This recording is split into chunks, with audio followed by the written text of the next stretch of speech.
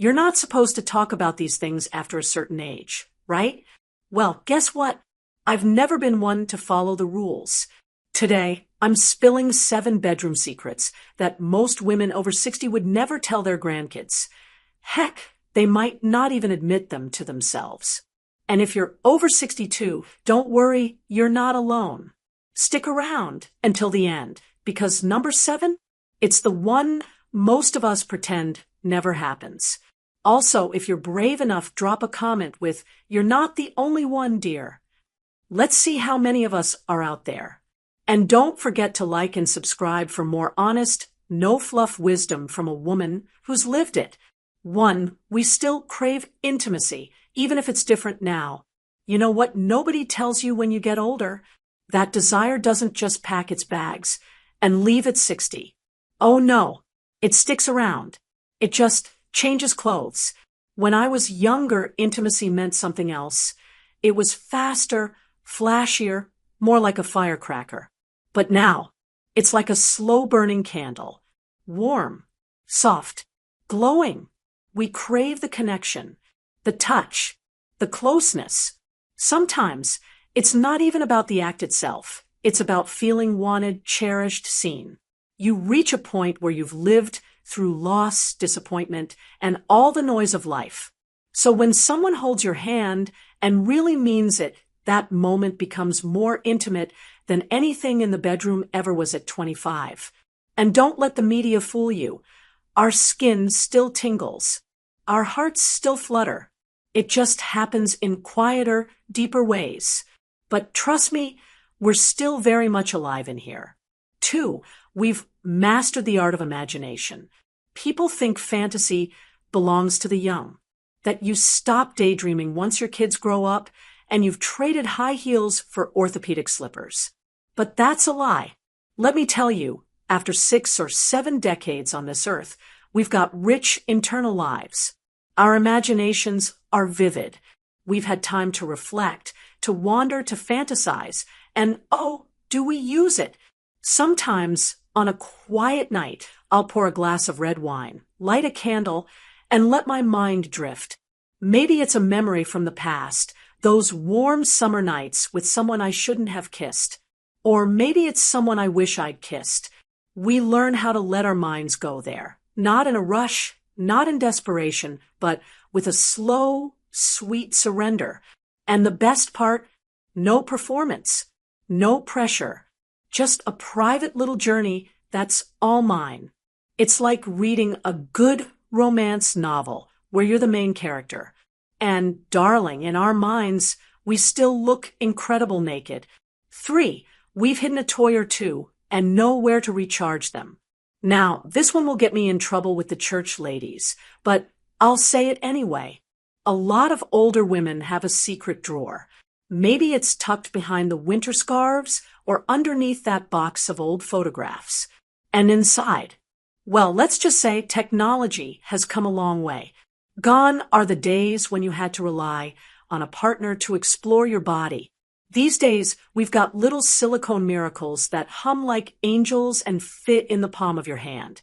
I know a woman well into her 70s who calls hers Mr. Reliable.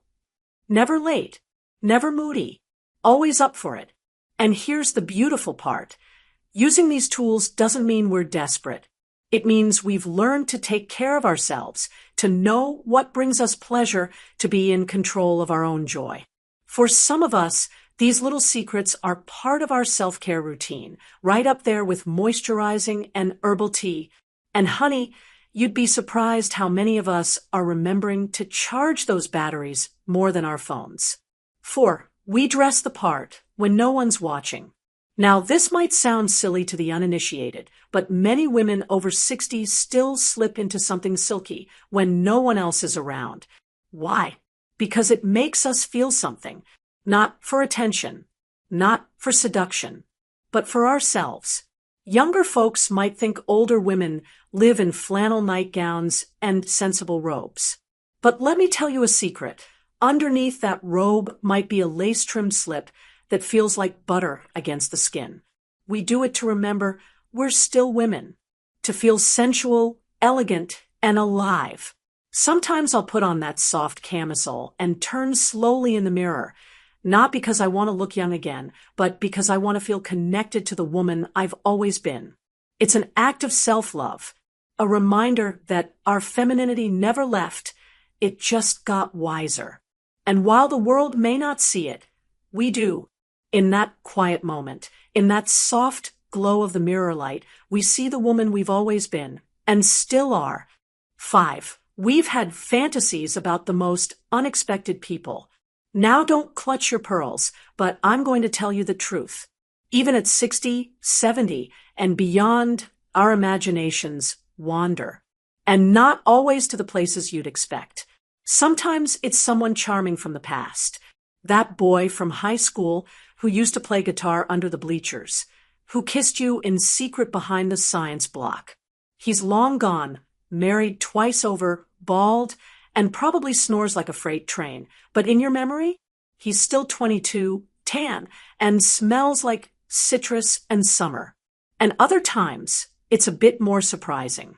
You might be in the grocery store, and there's a man stacking oranges who bends down just right. And you think, well, hello, sir. Or maybe it's your neighbor, the quiet one who waves every morning, always mowing his lawn shirtless, completely unaware he's starring in your daydreams while you sip your tea. I'll tell you something even spicier. One of my closest friends, 82 and proud, once confessed she has recurring fantasies about her chiropractor. She says it's the way he places his hands on her shoulders and speaks in that deep, reassuring voice. I told her she better keep those hips aligned because someone's spine is tingling. We might not chase after those fantasies, but they light up the corners of our mind. We're human. We've lived. We've loved. And while we're ironing shirts or watering plants, those little flickers of fantasy remind us we're still vibrant, still curious, still very much alive. Younger people think the fire dies down. Truth is, we just keep it burning where it's warmest deep inside. 6. We enjoy saying no and mean it. There's something magical that happens when you get older. You stop apologizing. You stop saying maybe when you mean no, and I guess when you're not comfortable in the bedroom. And beyond, we've earned the right to choose what feels good, what doesn't, and when we're simply not in the mood. And we don't owe anyone an explanation. Let me tell you, in my 20s, I said yes far too often. Sometimes to avoid conflict. Sometimes to make someone else feel better. I said yes when I was tired. Yes when I wasn't sure. Yes because I thought that's what a good woman did. But not anymore. Now, if my body says no, I listen. If my soul says not tonight, I trust her. And when I say not now, I mean it with grace, not guilt. This kind of boundary, it doesn't make us cold. It makes us clear. It's not that we've lost our desire. It's that we finally respect it enough to honor it. And let me tell you something else. When we do say yes now, it means something. It's not out of duty. It's out of joy. So no, we won't come running every time someone else needs us. We know what we like, what we need, and what we're no longer willing to fake. And let me tell you, saying no confidently, kindly, and firmly, that might be the most delicious act of self-love of them all. 7. Sometimes we cry after. This is the one no one talks about, the one we hide, even from ourselves. Sometimes after being close with someone, whether it's a longtime partner or a rare, intimate night, we cry, not because it was bad, not because it hurt, but because it opened a door we hadn't walked through in years. You see, when you've lived a long life, your body remembers. It remembers the love you lost, the touch you haven't felt since someone passed, the feeling of being held, not as a grandmother, not as a caretaker, not as someone's rock, but simply as a woman. That kind of closeness can stir up everything you've tried to keep neatly packed away. It reminds you that inside this older body is a heart that's still tender, a soul that still aches to be seen. And sometimes that ache spills out in tears. I've had women tell me they cried in the dark, quietly, while their partners slept beside them. Not from sadness, but from being moved by the moment, by the surprise of pleasure, by the weight of everything they've survived and still feel. It's not weakness. It's proof that we haven't gone numb, that we're still capable of feeling, of yearning, of loving. We may laugh it off in the morning. We may wipe our eyes before the sun rises. But those quiet tears, they're sacred.